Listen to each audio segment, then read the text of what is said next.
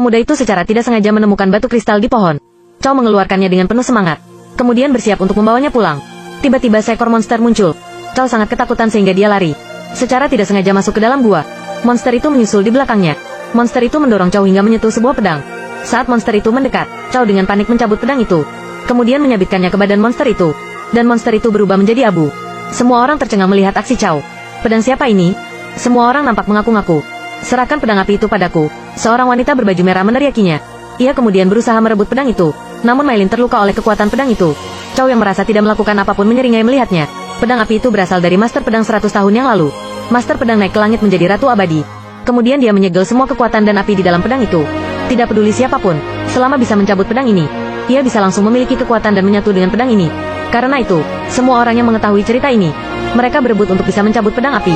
Bahkan para prajurit sakti pun ikut mencoba memperebutkan. Tapi ketika mereka mulai mencoba mencabut pedang, mereka diserang oleh kekuatan di dalamnya, lalu terbakar menjadi abu. Saat suasananya mulai genting, seorang pemuda biasa tiba-tiba datang dan mencabutnya dengan mudah.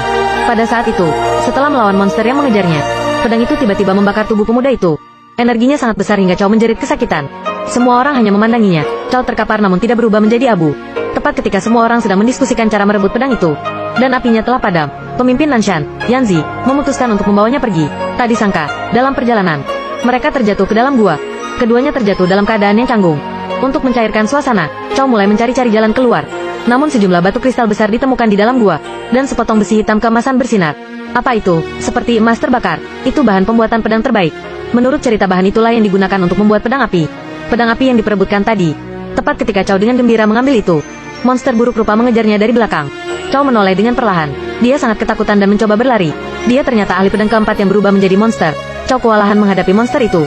Saat monster itu mencoba melukai Chow, Chow segera meminta bantuan Yanzi. Tapi Yanzi nampak aneh saat melihat monster itu. Ia berlari ke arah Chow dan memanggil monster itu, "Ayah." Chow agak kebingungan. Tiba-tiba monster itu mendorong Yanzi hingga terlempar. Yanzi terpental sangat jauh. Chow menjadi sangat geram dengan monster itu. Energi api tiba-tiba keluar dalam diri Chow dan menghapus energi hitam yang menyelimuti monster itu. Lalu monster itu berubah menjadi lelaki tua berambut putih. Ternyata dia memang ayah Yanzi.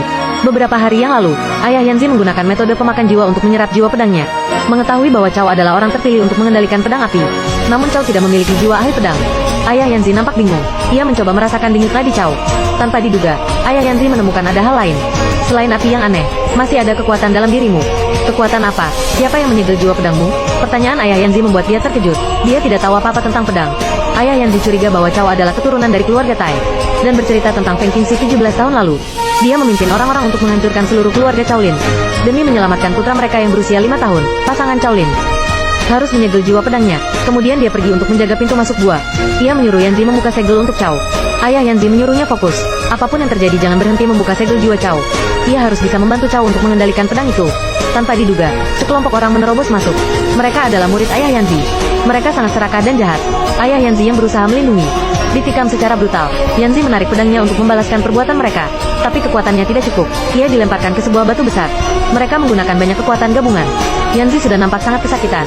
Pada saat yang bersamaan, jiwa pedang Chow yang tersegel sudah bisa terlepas. Dia menggunakan pedang api itu untuk melawan mereka. Dengan sekali ayunan saja, semua orang terkalahkan.